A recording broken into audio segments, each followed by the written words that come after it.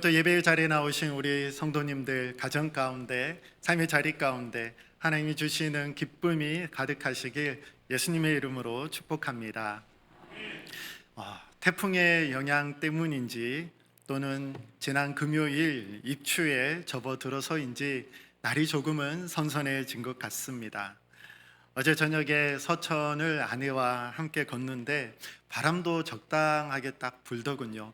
얼마나 참 시원하고 좋은지 참 감사했습니다. 답답했던 더위를 식혀주는 시원한 바람처럼 지난 한 달간 마태복음 묵상하면서 만난 이 예수님의 여러 질문들도 저에게 새롭게 그리고 신선하게 다가왔습니다. 마태복음을 보면 질문들이 참 많이 나오죠. 오늘 본문도 그 질문 중 하나입니다. 예수님은 여러 사람들에게 질문을 하셨습니다. 그런데 그 질문에 대한 반응이 사람마다 다릅니다. 바리새인들에게, 서기관들에게, 종교 지도자들에게 질문을 하면 답이 없는 경우가 많았습니다. 대답이 없었죠. 다윗이 한 일을 읽지 못하였느냐 물으셔도 아무 대답이 없었습니다. 오늘 본문에서 시작된 논쟁이 어떻게 끝나는지 아시나요? 마태복음 22장 46절 말씀입니다. 한마디도 능히 대답하는 자가 없고 그날부터 감히 그에게 묻는 자도 없더라. 예수님의 질문만 있고 대화가 거기에서 끝났습니다. 그런데 제자들에게 질문을 하면 달랐습니다. 처음에는 이해하지 못했지만 예수님의 설명을 듣고 나서는 깨닫는 모습들이 나오죠. 예수님의 질문 앞에서 어떤 사람들은 말씀을 깨닫게 되고 예수님이 어떤 분이신지를 알게 되고 그리고 또 자신의 모습을 제대로 보게 됩니다. 그런데 종교 지도자들은 예수님의 질문 앞에서 침묵했고 제대로 대답하지도 못했고 끝내 예수님을 인정하지 않았습니다. 질문을 통해서 어떤 이들에게는 예수님께로 나아가는 문이 열리고 또 어떤 이들에게는 그 문이 닫힙니다.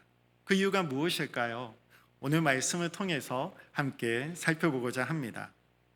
오늘 본문이 속해 있는 마태복음 21장에는 종교 지도자들이 예수님을 향해 질문을 하죠. 그리고 또 예수님도 이들을 향해서 질문을 하십니다. 성전에서 한번 그리고 권위를 따져 예수님께 물을 때 또 예수님이 되물으시는 질문이 또 한 번 나옵니다. 그러나 두 번 다 대답을 회피하거나 계산적인 침묵으로 일관을 하였죠. 그리고 오늘 세 번째 질문이 오늘 본문입니다. 한 아버지가 두 아들에게 똑같이 말합니다. 오늘 포도원에 가서 일해라. 큰아들의 대답은 참 반듯합니다. 아버지여, 가겠나이다. 호칭도 공손하고 대답도 즉각적입니다. 그런데 가지 않았습니다. 둘째 아들의 대답은 무례합니다. 실소이다. 아버지 앞에서 대놓고 거절을 하죠. 그런데 그 후에 뉘우치고 갔습니다. 예수님이 물으십니다. 그 둘 중에 누가 아버지의 뜻대로 하였느냐? 사람들이 대답합니다. 둘째 아들입니다.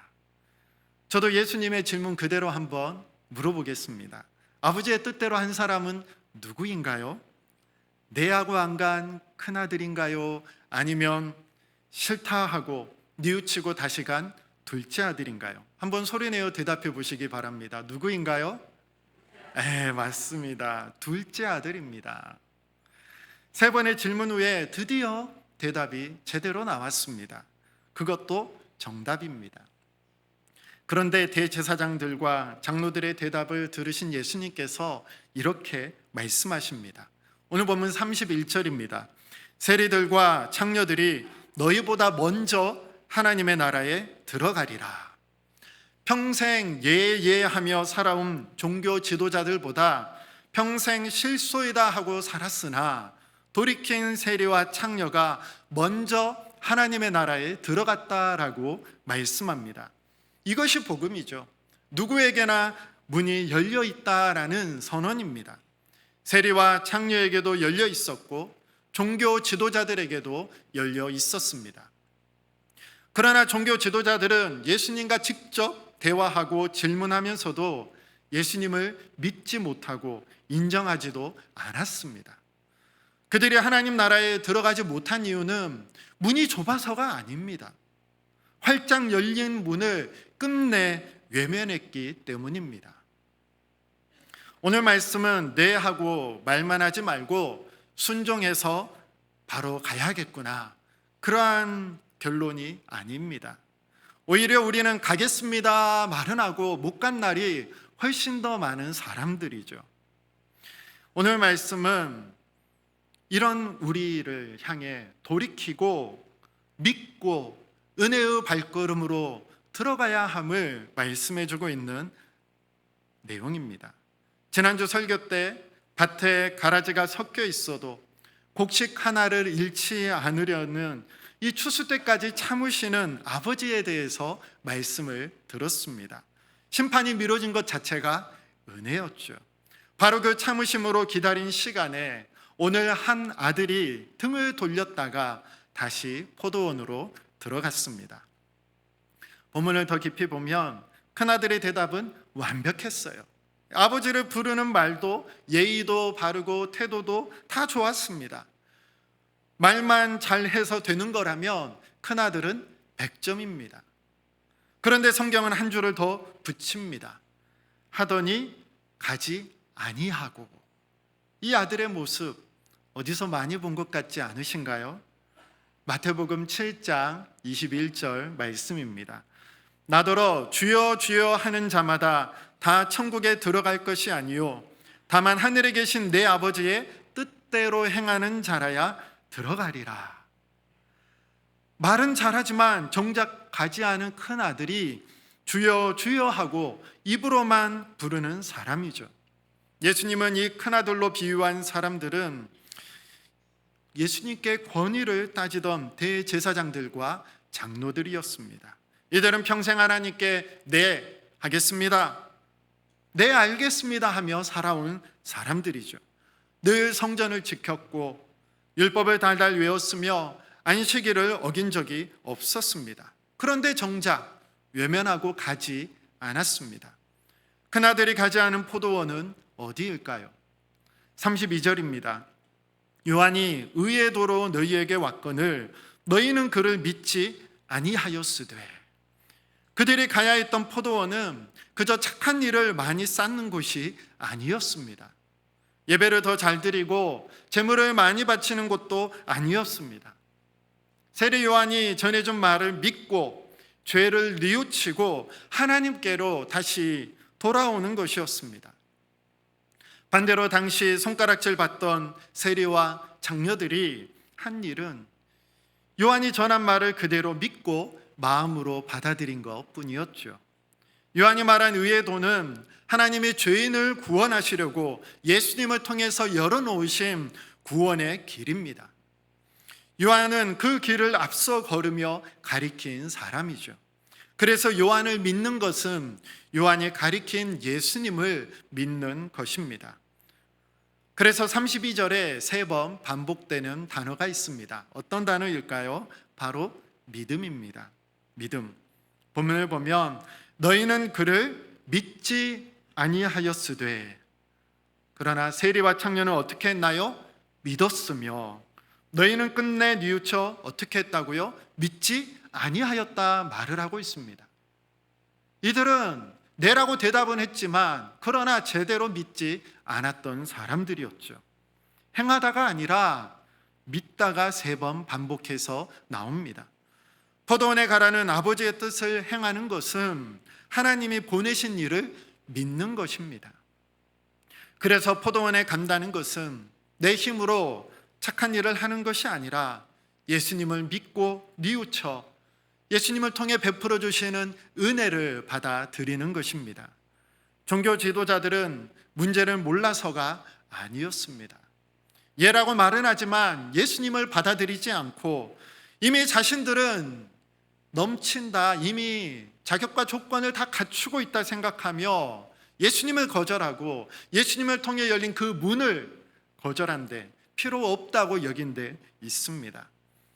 처음에 싫습니다 하고 거절했던 둘째는 자신이 불순종했다는 사실을 이미 말했기에 감출 수 없었습니다. 반면에 가겠습니다 했던 큰아들은 그럴싸한 대답 뒤에 자신의 불순종을 숨겨버렸습니다. 큰아들의 진짜 문제는 말과 행동이 달랐다는 것에 있지 않습니다. 말 한마디 잘한 것으로 자기가 할 일을 했다 착각하며 대답으로 순종을 대신하려 한 것이 진짜 문제입니다. 이 문제는 대답으로 풀리지 않죠. 예수님을 믿고 돌이킴만으로 진짜 가는 것으로 풀어낼 수 있습니다. 둘째 아들의 대답은 실소이다입니다. 그런데 성경이 한마디를 덧붙입니다. 그 후에 뉘우치고 갔으니. 뉘우치고라고 한 말 다음에 무엇이 붙어 있나요? 갔으니가 붙어 있죠. 뉘우쳤다는 말로 끝나지 않습니다. 몸이 움직였습니다. 떠났던 자리에서 발이 포도원으로 돌아섰습니다. 회개는 이처럼 방향을 돌리는 것입니다. 그래서 순서가 뒤집히게 되죠. 예하고 안 간 자가 결국에는 제일 뒤에 있게 되고, 실소이다 했다가 돌이킨 자가 앞서 들어가게 되었습니다. 혹시 나는 너무 오래 하나님께 등을 돌리고 살았는데 이제 와서 무슨 낯짝으로 하나님께 돌아가겠습니까? 이렇게 생각하는 분 계실지 모르겠습니다. 늦은 회개도 참된 회개입니다. 어제 실소이다 했던 사람도 오늘 돌이킬 수 있습니다. 오히려 누구보다 더 먼저 들어갈 수 있습니다. 이것이 은혜인 것이죠. 하나님은 우리가 몇 번 실소이다 했는지 세는 것이 아니라 지금 어느 방향으로 몸을 돌이켰는지를 보고 계십니다. 그런데 둘째 아들은 싫다 해놓고 어떻게 돌이킬 수 있었을까요? 본문의 내용으로는 알 수가 없죠. 그래서 한번 상상해 보려고 합니다. 저도 부모님이 하려고 하는 일에 싫다 할 때가 많이 있었습니다. 문제는 싫다고 한 다음에 다시 돌이키면 되는데 싫다 말도 하고 끝내 고집부리고 가지 않은 적이 훨씬 많았죠. 안 해요, 싫어요, 못해요, 제가 왜요, 꼭 지금 해야 하나요, 나중에요, 그냥 엄마 아빠가 하세요. 한 번씩 들어본 말, 또 한 번씩 해본 말들이진 않습니까? 이렇게 고집을 부렸던 기억들 다들 있으실 것입니다. 그렇게 완강하다가 마음이 언제 돌아서게 됩니까? 내 고집보다 나를 향한 부모님의 은혜와 사랑이, 참으시는 인내가 더 크다라는 것을 문득 깨달을 때입니다. 이런 뉘우치는 회개도 우리 마음 가운데 저절로 생기는 것이 아니라 위로부터 주어지는 은혜라 말씀합니다. 디모데후서 2장 25절 하반절입니다. 혹 하나님이 그들에게 회개함을 주사 진리를 알게 하실까 하며, 회개함을 주신다 말씀을 하죠. 돌이키는 방향의 전환이 이것조차 내가 짜낸 결심이 아니라 아버지가 주신 은혜입니다. 회개를 우리 안에서 실제로 이렇게 일으키시는 분이 계시죠. 성령 하나님이십니다. 에스겔 36장 27절입니다. 또 내 영을 너희 속에 두어 너희로 내 율례를 행하게 하리니. 성령님은 마음만 고쳐주시는 것이 아니라 돌이켜 직접 걸어가게 하십니다. 행하게 하시는 분이시죠. 왜 은혜가 먼저여야 할까요? 에베소서 2장 1절입니다. 그는 허물과 죄로 죽었던 너희를 살리셨도다. 우리를 조금 약해졌다 말씀하지 않습니다. 완전히 죽었다라고 말을 하고 있죠. 완전히 죽었기 때문에 우리는 어떠한 것도 내밀 수 없습니다. 오직 은혜로 우리를 도우시고 살리실 때에만 가능한 것이죠. 둘째 아들이 포도원에 간 것은 아버지의 은혜가 있었고 이를 깨닫고 뉘우쳐 돌이켰기 때문입니다.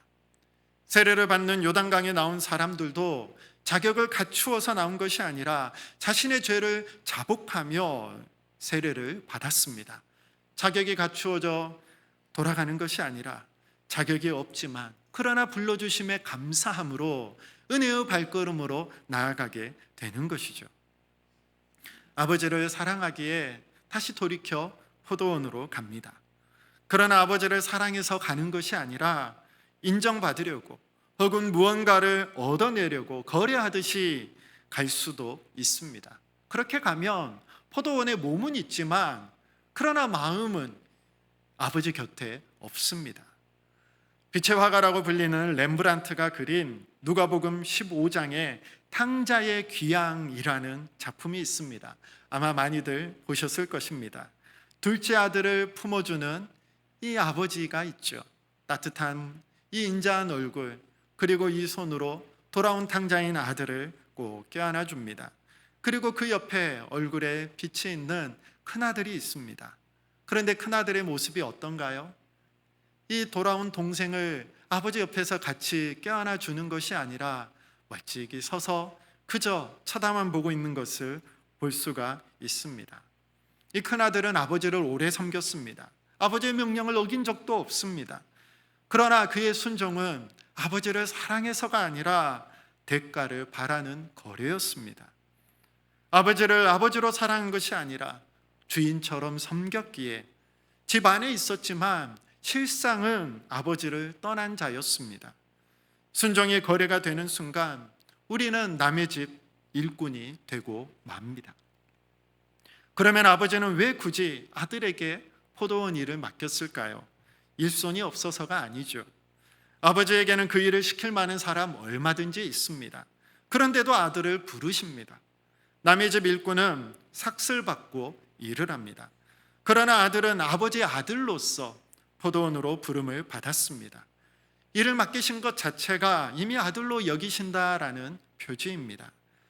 하나님이 우리에게 감당할 일을 주신 것도 그렇습니다. 우리를 부려먹으려고 부르신 것이 아니죠. 일을 잘해야만이 대가로 복을 주시겠다 하는 것도 아닙니다.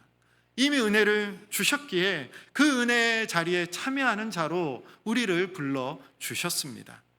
그리고 부르신 자리에 우리를 그냥 세워두지 않습니다. 감당할 힘도 주시고 그리고 그 길을 함께 걸어가십니다. 그래서 맡기심도 은혜요, 힘 주심도 은혜요, 함께 하심도 은혜입니다. 아버지께 드릴 것은 계산이 아니라 아버지께로 돌아가는 발걸음인 것이죠. 성경은 큰아들이 왜 못 갔는지 이유를 설명하고 있지는 않습니다. 하더니 가지 아니하고, 이게 전부입니다. 가려다 힘이 붙였다는 말도 없고 특별한 사정이 생겼다는 말도 없고 마음이 무거워졌다라는 말도 없습니다. 의지가 더 강했던 쪽은 오히려 큰아들이었습니다. 즉각적으로 대답하죠. 둘째는 실소이다 한마디로 끝이었습니다. 의지로 치면 빵점이죠. 그런데 포도원에 간 것은 둘째 아들입니다. 순종은 의지의 크기로 결정되는 것이 아닙니다. 그러면 왜 큰아들은 대답만 하고 가지 않았을까요? 오늘 본문 바로 앞에서 예수님께서 이 종교 지도자들에게 되물으셨죠. 요한의 세례가 어디로부터 왔느냐? 그때 그들이 자기들끼리 무엇라 의논했는지 성경에 그대로 적혀 있습니다. 25절과 26절입니다. 만일 하늘로부터라 하면 어찌하여 그를 믿지 아니하였느냐 할 것이요, 만일 사람으로부터라 하면 모든 사람이 요한을 선지자로 여기니 백성이 무섭다 하여.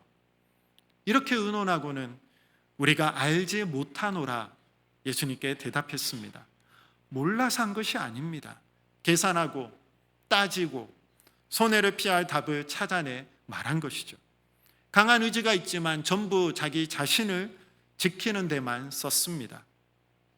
큰아들과 둘째 아들의 차이가 무엇인지 그 차이가 딱 한 단어로 오늘 본문에 나타나 있습니다. 뉘우치고입니다. 뉘우치고. 세리와 창녀는 뉘우쳤습니다. 둘째 아들은 뉘우쳤습니다.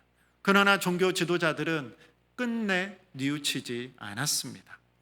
포도원에 가기 위해 필요한 것은 나의 더 큰 의지나 결심이나 결단이 아니라 뉘우치는 회개입니다. 성전을 지켰고 율법을 외웠고 안식일을 범한 적도 없는 종교 지도자들은 자신들이 무엇을 회개해야 할지조차 제대로 몰랐습니다. 그들에게 필요한 것은 나도 실은 대답만 하고 가지 않은 그러한 아들입니다라며 예수님 앞에 솔직하게 인정하고 고백하고 뉘우치는 것이죠. 이것은 내 힘으로 되지 않습니다. 빌립보서 2장 13절입니다. 너희 안에서 행하시는 이는 하나님이시니 자기의 기쁘신 뜻을 위하여 너희에게 소원을 두고 행하게 하시나니. 성령의 도우심이 필요하죠. 성령님은 소원도 주시고 또 행할 수 있는 능력도 주십니다. 네라는 대답과 실제로 내딛는 발걸음 사이의 그 먼 거리를 건너게 하시는 분은 우리의 의지가 아니라 성령님이십니다. 마지막 질문을 하나 더 드려보겠습니다. 가겠나이다 대답하고 실제로 끝까지 가신 분이 있습니다. 누구일까요? 예수님이시죠. 네. 아버지의 뜻 앞에서 가겠습니다 대답하셨고 겟세마네의 피땀 흘리는 기도를 지나서 골고다 십자가까지 실제로 가셨습니다. 말만 하고 멈추지 않으셨고 거절하지도 않으셨습니다.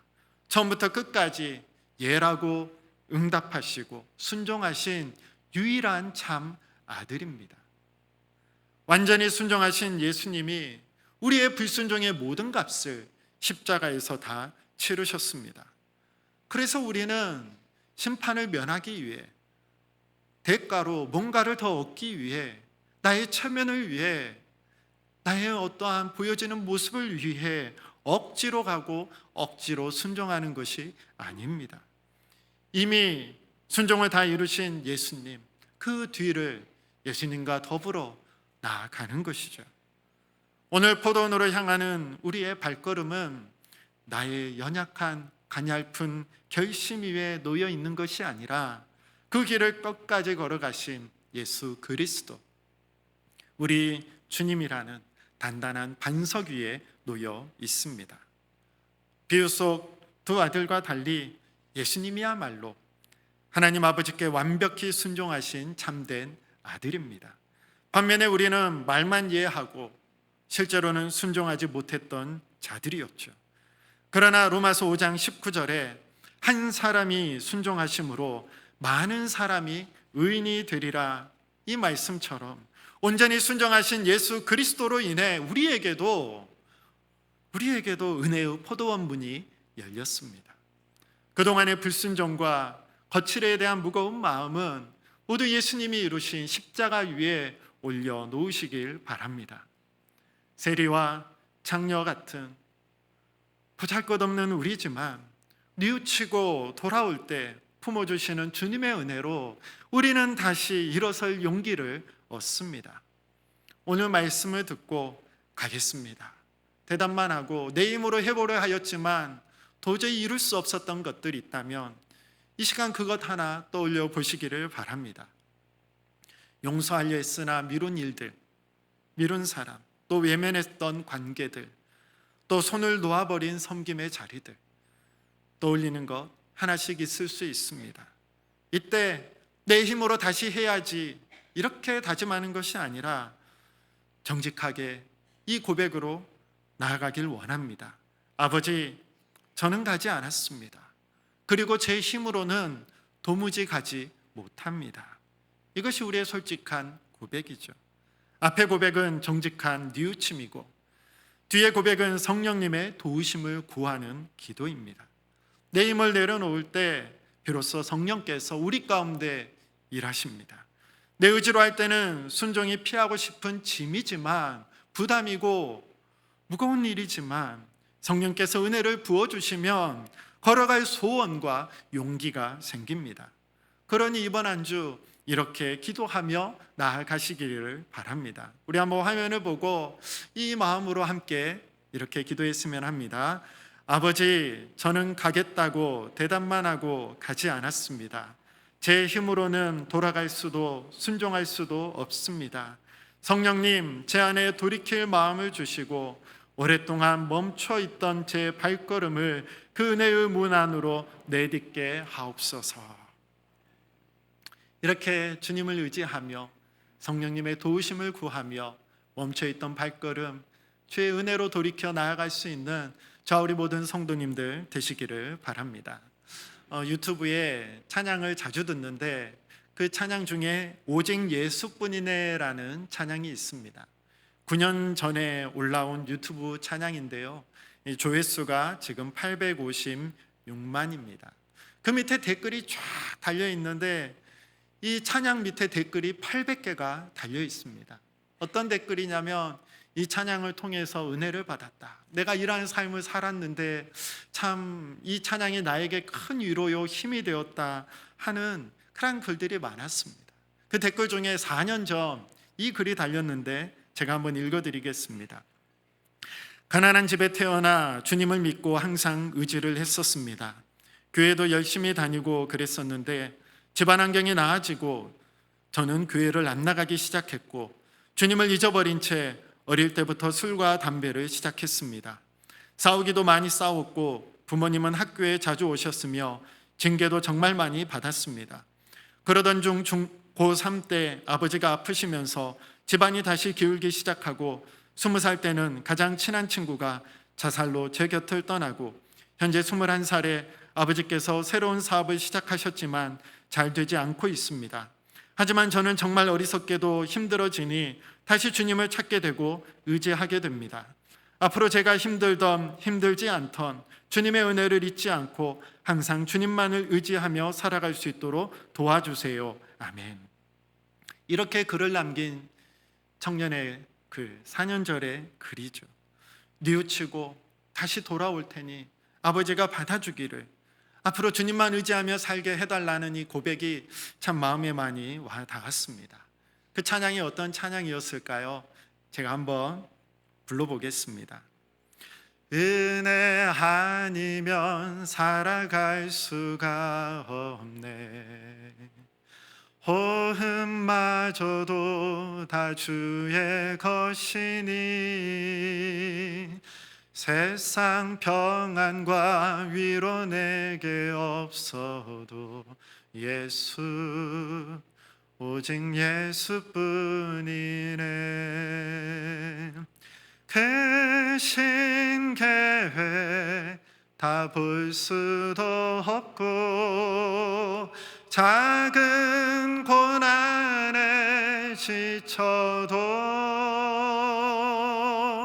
주께 묶인 나의 모든 삶 버티고 견디게 하시네. 은혜 아니면 살아갈 수가 없네. 나의 모든 것 다 주께 맡기니 참된 평안과 위로 내게 주신 주 예수, 오직 예수뿐이네. 아멘. 오늘도 예수님께서 우리에게 물으십니다. 둘 중 누가 아버지의 뜻대로 하였느냐? 이 질문에 대한 참된 답변은 우리의 완벽한 행위가 아닌 예수 그리스도를 의지하여 성령의 인도하심을 따라 은혜의 문으로 한 걸음 한 걸음 걸어가는 우리의 삶이 될 것입니다. 은혜의 문을 열고 기다리시는 아버지 하나님께 뉘우치며 돌아가고 먼저 가신 예수님의 뒤를 따라 매일 한 걸음 한 걸음 그 은혜로 나아갈 수 있는 저와 우리 모든 성도님들 되시길 예수님의 이름으로 축복합니다. 기도하겠습니다. 주님, 말로는 가겠습니다 대답해 놓고 정작 삶의 자리에서는 주의 뜻을 예면한 채 살아온 우리의 모습을 고백합니다. 믿는다 주여 주여 말은 하지만 우리의 삶의 모습은 참 주님 보시기에 얼마나 부끄러운지요. 그러나 뉘우치며 돌아갈 때에 그 모습 그대로 받아주시고 맞아주신 예수님이 계시기에 오늘도 성령님 의지하여 주님 앞에 나아갑니다. 예하고 순종하신 참된 아들 되신 예수님, 그 주님을 바라보며 내 순종의 결심이 아니라 먼저 이루신 주님의 완전한 순종을 의지하여 은혜의 발걸음을 내딛게 하여 주옵소서. 이번 한 주간 성령 하나님 마음 감동하실 때 외면치 않게 하시고 미뤄두었던 용서와 회복, 섬김의 자리 가운데 작은 한 걸음 내디딜 수 있도록 주님 우리를 도우시고 힘을 공급하여 주옵소서. 우리의 삶 가운데 은혜의 포도원으로 들이시고 인도하여 주시는 예수님의 이름으로 기도합니다. 아멘.